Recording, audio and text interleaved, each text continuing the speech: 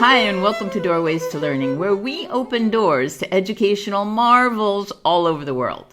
In episode 32, for instance, we spoke with Robert Schaps about being a superintendent and how that can mean that we can balance out a whole district, offer advantages that reach every single student, no matter what socioeconomic level they fall into. Please listen, because Robert is one of those people who used his power powerfully and beneficially. And that's not always the case with people in authority. We all know that. Today, I have a question that's going to challenge your classroom beliefs. Can we change the behavior of the people around us? I mean, how much are you aware of the people around you?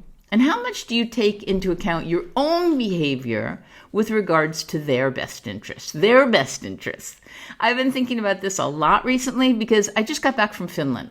And the difference between the expectations when we're out in public between Finland and Spain is incredible. Scandanavians have an attitude towards what's appropriate in public and what's not, similar to how I grew up in the Northeast, and pretty much anywhere in the States and Canada as well. And I'm going to bring this around to the classroom because there is a culture in the classroom, whether you're aware of it or not. And the culture you grew up in and the culture you're living in, whether they're the same or not, influence how your students act towards each other and towards you. One culture or another influences your expectations of how your students act and what you reinforce or not. So you want some examples, right? Okay. What's an acceptable speaking volume in the classroom? Or an acceptable speaking volume inside in general? Do you use the term inside voice? In Spain, that term does not exist. You use the same volume inside and outside of the classroom.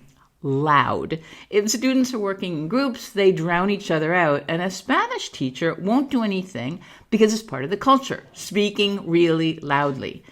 I mean, listen, if I'm at a cafe, and this happens almost daily, someone sits down at the table next to me and starts shouting across the street at someone they know. They have a whole conversation shouted from one side of the street to another. The same as if they pick up their cell phone. Apparently, the microphones don't work as well here. I don't know, but they shout into their cell phone. In Finland, that won't happen. The streets are silent no matter how many people are there, except for the sound of cars. You don't know what people are talking about because, one, well, I don't understand Finnish, and two, they speak softly, so only the people they're with hear what they're saying. As for the classroom, the minute the students enter the school building in Finland, their voice lowers in the same way that they'll lower their voice in a restaurant, in a store, if they're sitting at a park bench and someone sits down next to them.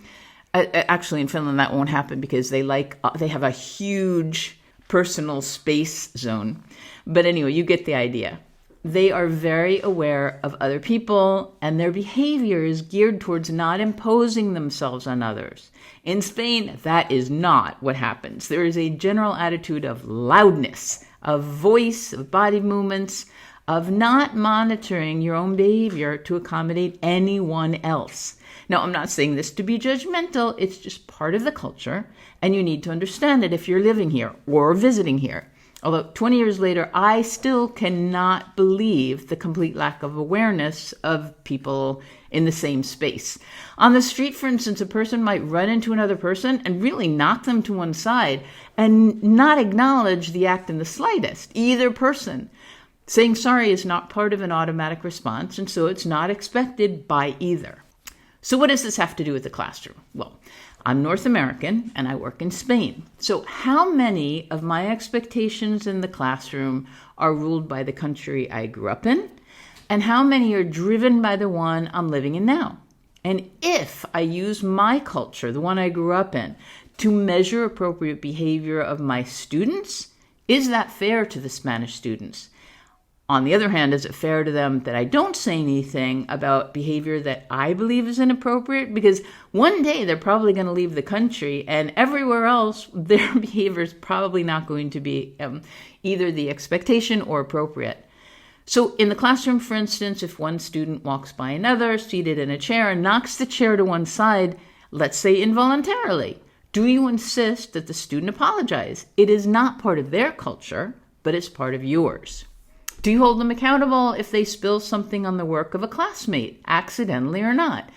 In the States, you need to recognize that you have influenced something about another person's final project, in this case, what a classmate's working on, and that there are repercussions. In Spain, there's a general attitude that, things happen, and you fix the problem yourself. Okay, but I'll go one even more complicated.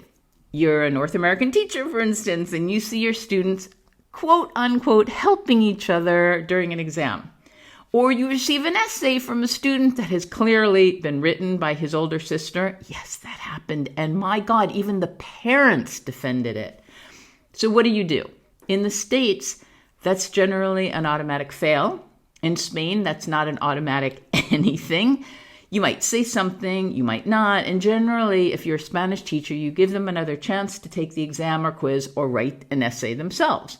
But if you're a North American teacher in a Spanish school, and let's say all of your students are Spanish, which culture is going to determine your response to seeing your students, quote unquote, share information during what is an individual assessment?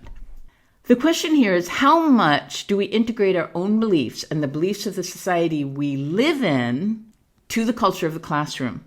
And don't expect that I'm going to give you any concrete answer, because I don't know if there is one, but it's something we really need to consider. I'll tell you that in my first year of teaching in a school with mostly Spanish teachers and 100% Spanish students, when my reaction to seeing students make information available to each other, quote unquote, during an exam, was to fail all the students involved, the Spanish teachers were furious with me. They put a lot of pressure on me to reevaluate my decision and to give everyone involved another chance. It went against every grain of my body. I did it because, frankly, I was so confused. I was getting mixed messages from everyone, but, it's more than 20 years later, and it still bothers me. It bothers me that it's so generally accepted as part of the culture of the classroom, and it permeates the general culture of the country. For instance, I went on a trip to the Netherlands with a group of Spanish students and a Spanish teacher. One of the students broke a lamp in the hotel. What do you think happened? The hotel obviously asked the student to pay for the lamp, and the Spanish teacher was furious. I mean, they were playing around, throwing things, so it wasn't just that they knocked the lamp over. This was, not intentional, but it could have been avoided. The Spanish teacher was furious.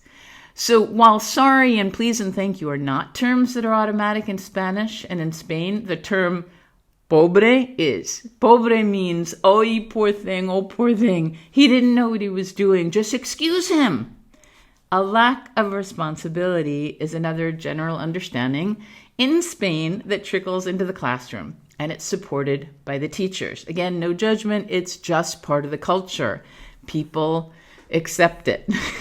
Now, there are benefits to this. The police are humans and they're Spanish, and they also have this ingrained in their beings. Not always, but most of the time. So I was in a car, for instance, with a neighbor in one of the busiest streets in the city, and he made a U-turn in the middle of traffic, completely illegal and unbelievably dangerous. And as he finished the curve, 2 policemen on motorcycles pulled up next to us. Now, I was expecting at least an hour stop and a ticket of hundreds of euros. What happened? They pulled up to both sides of the car with traffic stopped on both sides and looked in and shook their heads. One mentioned to the driver, my neighbor, that a U-turn at that point in the road was illegal, and the other just revved his motorcycle up. My neighbor nodded his head solemnly, and the police took off, and I was left in a state of utter shock.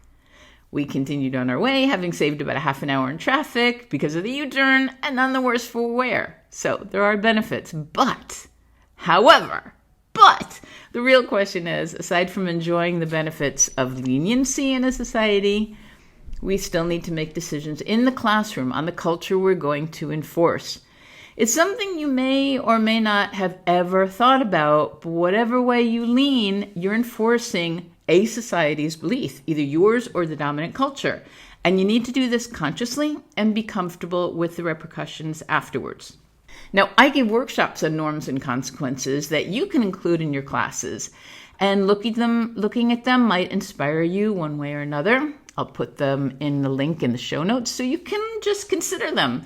But the fun part is that the consequences, norms are okay, but consequences is what usually separates one culture from another. Let me know what you do, what culture you follow, and how that goes. And what do you want your students to go away with from your learning environment, the one you create? Next week, we'll open more doors to best practices on learning. Please let me know how you're doing, what you've implemented recently, which open door in the podcast has inspired you, and anything else. In the meantime, please check out the Activity for Norms and Consequences at scaffoldingmagic.com and have so much fun in your classes and at home. And see you next week for more.